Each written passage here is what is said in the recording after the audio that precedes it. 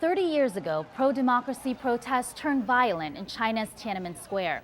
The military shot protesters and ran over them with tanks, leaving thousands dead. One of the most iconic images of the demonstrations was taken by AP photographer Jeff Widener. So I'm leaning over the balcony when I hear these tanks coming down the street, and I'm getting ready to take a picture, and this man walks out with shopping bags, and I'm thinking, this guy's going to screw up my picture. And I just think they're going to kill him. So I'm just waiting for the moment that the tank's going to run him over or they're going to shoot him. And I'm thinking about this, and nothing's going on, and I'm wondering, okay, they're showing a lot of restraint. Widener snapped this photograph. The man, referred to now as Tank Man, ended up being whisked away by bystanders unharmed. But if you live in China, you can't access this photo. That's because in the decades since the protests, China's government has censored images like Widener's photo and any mention of that massacre, while justifying the military crackdown of protesters. Weiboscope, which tracks Chinese censorship, says about 1,000 posts about Tiananmen Square on Weibo were censored between 2012 and 2018. We spoke to Widener about that censorship and why his Tank Man image is still relevant today. It represents everyone's struggle in life, whether it's with their job or with their career or their goals or dreams in life.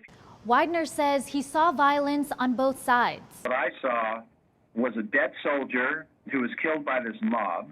I saw another soldier surrender. The mob slowly moved in and started beating on him with clubs and pipes and things like that. Outside China, Widener's photo was published on the front pages of newspapers. It became a symbol of bravery, defiance, and the thousands of protesters killed. But getting the image out in the first place required creativity. He asked the help of an American student. He smuggled the film back to the AP office in his underwear. While the photograph has circulated around the world, Tank Man's identity remains a mystery. This story is incredible. I mean, it is 30 years since this happened. No one knows who Tank Man is. And in a way, he's like the unknown soldier, I mean, he represents all the fallen heroes. But in China, the government wants to make sure this history is forgotten. School textbooks don't mention it. Even commemorating the event or mourning the death of a loved one is prohibited. Recently, camera company Leica released a commercial that depicts a photographer taking the Tank Man's photograph. I'm a hunter. The Chinese government reacted by banning the word Leica on all Weibo sites. They're banning the word Leica. I mean, that's almost juvenile. I mean, that's ridiculous. What do they hope to accomplish with that?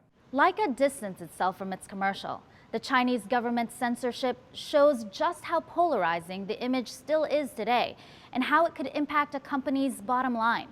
Tank Man is, in and of itself, a symbol of defiance.